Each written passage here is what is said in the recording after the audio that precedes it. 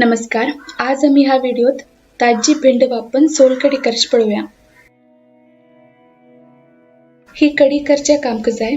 ताजी भिंडा 4 ते 5, 1 वाटी सोय, वली मिरसांग ती कुल्ल्या 2 नाजाल्या 4, रुचीक मीठ. ताजी भिंड नाशील त्यांना ही कढी करच्याक भिंडा सोल वापरतात आणि वैल्यान घालच्याक थोडंसं कोथिंबीर पालो. कढी करच्याक वली मिरसांगेची चटणी वाटून घेवका. ताज खातीर एक मिक्सर आयदनात सोय काडका, वली मिरसांग घालका, मीठ घालका आणि उदक घान गंध चटणी वाटून घेवका.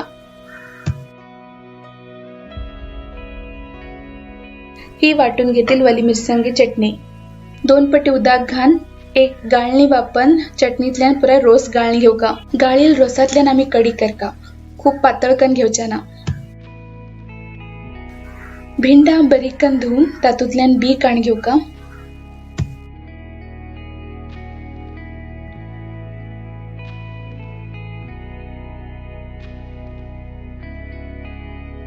भिंडाची बी कडेत जाय जाल्यार घाला जाता. भिंडा सोला कडेत घालचे.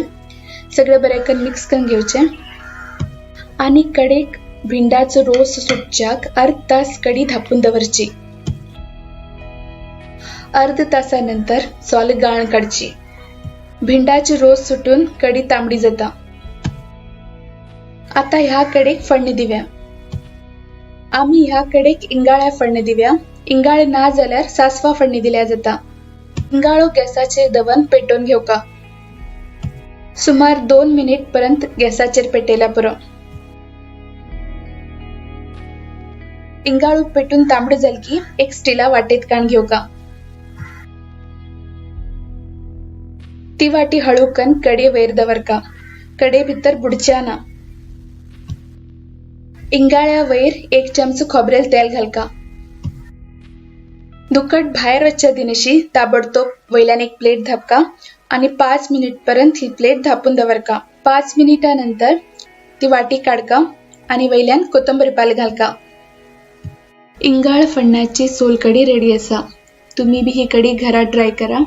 कशी लागली म्हणून कमेंट कन कळया. आमगेल व्हिडिओ आवडल्यार लाईक शेअर करा आणि आमगेल चॅनल सबस्क्राईब करा. धन्यवाद.